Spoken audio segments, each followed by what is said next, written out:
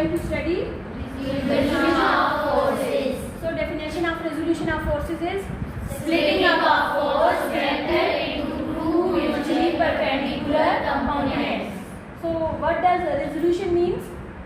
Split, to separate, ठीक है, the force components into two mutually perpendicular component. So mutually perpendicular component means the components that are making the angle of 90 degree. So what are those mutually perpendicular components here? Fx and Fy. So we have to find the mutually perpendicular components means Fx and Fy. So how we will find? एक simple सी trick है जो मैंने आप लोगों को बताई है. क्या है? Some people have curly brown hairs to prove beauty. So sum for sin theta equals to perpendicular our hypotenuse, cos theta equals to base our hypotenuse and tan theta equals to perpendicular our base. तो इसी तरह से अब perpendicular components में सबसे पहले हम कौन सा component find करते हैं? Fy. ठीक है. So Fy हमारे पास किसके इक्वल है? sin theta equals to perpendicular our hypotenuse. तो sin theta is equal to perpendicular, figure से देखें वहाँ पे perpendicular किसके इक्वल है? Fy divided by hypotenuse किसके इक्वल है? F के इक्वल है.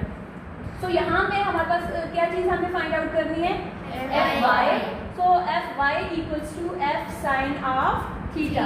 तो इस तरह से Fy कंपोनेंट हमारे पास फाइंड आउट हो गया. नेक्स्ट कौन सा कंपोनेंट फाइंड करना है? Fx. सो Fx को अगेन हम यहाँ से ही लेंगे. cos theta equals to base over hypotenuse. तो cos theta equals to base हमारे पास किसके इक्वल है? Fx के इक्वल है.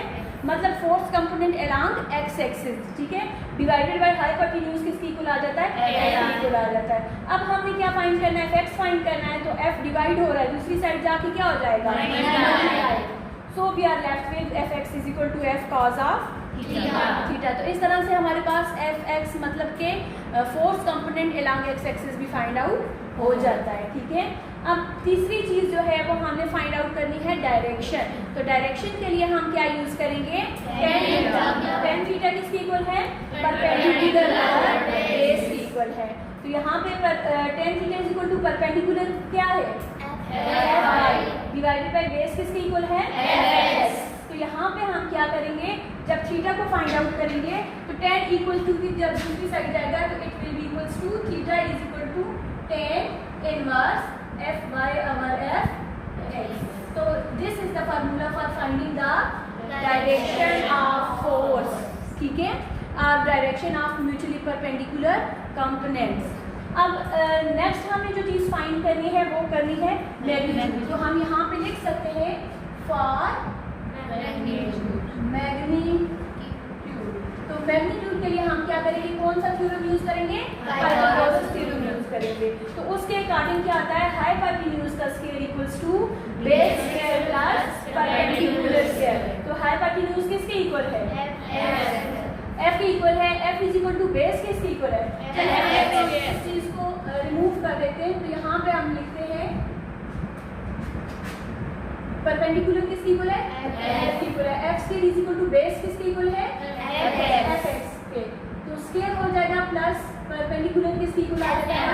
Y के इक्वल आ जाता है. तो अब जब हम स्क्वायर खत्म करेंगे तो स्क्वायर को खत्म करने के लिए क्या करते हैं? अंडर लेते हैं. अंडर रूट लेंगे तो यहाँ पे भी हो जाएगा, इधर भी और इधर भी. तो ये स्क्वायर रूट कैंसिल हो जाएंगे. तो we are left with F is equal to Fx plus Fy. तो इस तरह से this is F for magnitude. ठीक हो गया. तो इसको हम लोग इस तरह से भी फाइंड आउट कर सकते हैं. This is all about the